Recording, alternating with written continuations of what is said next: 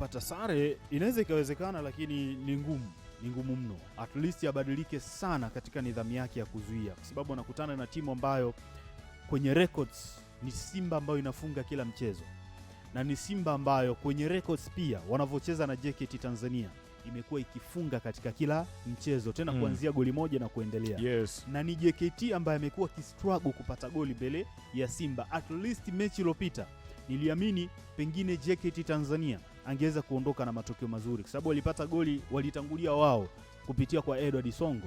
Baada ya hapo Simba akarejea mchezoni na tuliona akilevo yale magoli, na mwisho yote nafikiri ni Jonathan Soa ndiye ambaye alienda kupeleka ushindi mbele ya kikosi cha Simba. Kwa hiyo rekodi zinawakataa JKT Tanzania, lakini tunabaki kwenye football kwamba mpira wa miguu ni mchezo wa makosa. Kuna muda una makosa kwa maana matokeo yale ya kikatili. Unayemwamini ana uwezo wa kushinda unakuta hajashinda, yule ambaye ulitarajia kwa asilimia kubwa anaenda kupoteza unakuta ndiye ambaye amemiliki matokeo mazuri. Kwa hiyo katika heshima ya mpira nabaki kwamba lolote linatokea, lakini kitakwimu JKT Tanzania anaingia kuteseka mbele ya Simba leo.